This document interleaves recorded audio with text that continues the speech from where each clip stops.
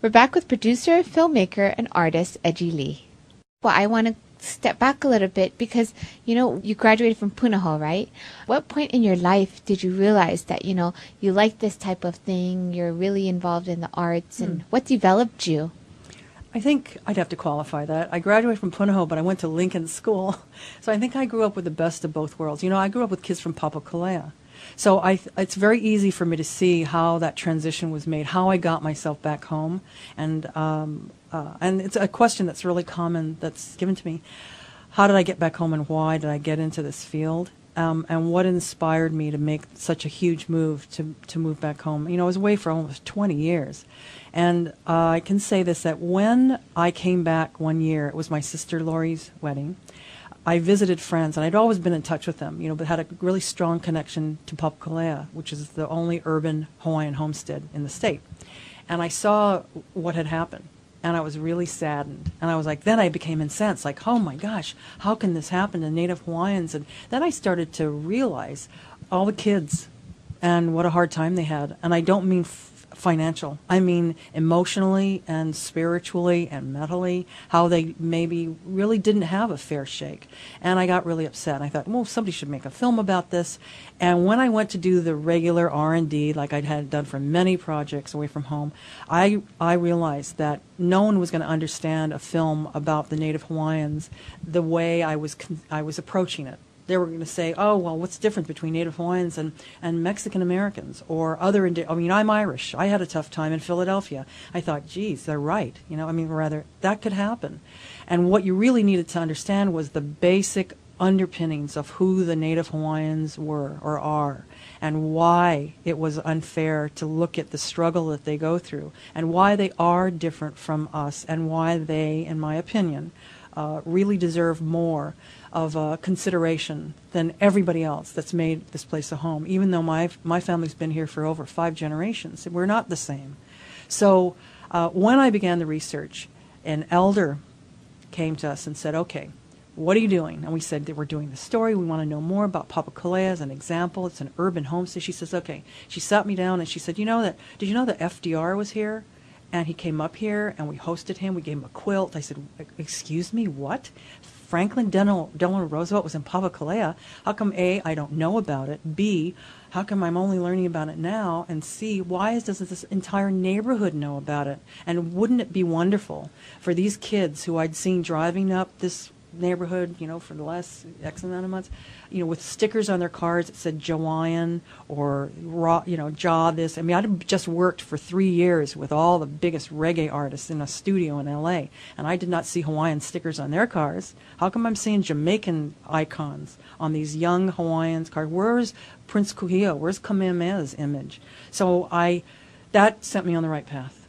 And she said to me, okay, if you do your homework and all this, and okay, we're going to give you the story. So they gave us their story, which ended up to be a very simple story of elders struggling in a Western world, fighting Congress, and deeming that whole area a Hawaiian homestead, which is very unusual, the only one in the state.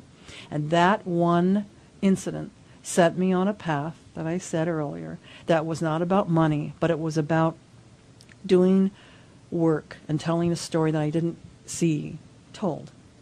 So I was purely motivated by that and not my career. It seems like every project that you're going into has some type of a social mission or a cause behind it. Were you always like that, or is it just something new? Was I always like that? I don't think I consciously ever thought about doing work that had, was important work or any of that. It's like, this is not brain surgery. I don't take myself so seriously. I think that's a good rule for everybody. When we start to take ourselves too seriously, it's like, God, how boring or how pompous. I think that I really do believe that when you're in the arts and many other industries and walks of life, but for the arts in particular, you start with nothing. You start either with a blank canvas, an empty page, a camera with tape or film, and that's zero. That's nothing. And everything comes from what you envision and what you can imagine. So if you, envision it, or if you build it, they'll come. And if you imagine, and I always say this is like our mantra, if you do imagine a perfect world or a better way to do something or a better way of life or a group of people that don't have a voice or haven't had a voice, and you just happen to be walking by and can give that group a voice, then isn't that a good thing to do? I mean, what's it to you? You might have another job. I mean, you don't necessarily have to do this for a living. You don't have to be totally committed. And I mean, in the sense of giving up one thing to do good, hence the name of your show. You can do that in any moment in your daily life. So, no, I never really consciously thought I'm going to do this kind of work. It just so happened. I think that the body of work that I have, if I look back, I mean, there's other stuff I've done, plenty of other stuff I've done, but I think that that's what I like. I'm attracted to preservation of Hawaii's culture and tradition, whether it's Native Hawaiian or not, and I think that comes from having to live away for so many years and appreciating what we have here. And I saw the change, and I feel the change now. Only in the last 10 years I've been back or so. I see a great change. And I was we interviewed Alan Wong recently, and he was saying, oh yeah, we're just a mom and pop store. I thought, wow. Geez, that's an expensive mom and pop store, a great mom and pop store. But he is absolutely right. He started to name like the King's Bakery across the street, Macaulay Chop Suey, this one, that one, all these little shops that had closed down around just the area where his restaurant is. I thought, he's right.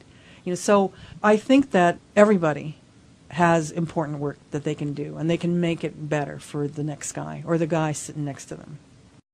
Thanks for tuning in. Stay tuned for more on Greater Good Radio.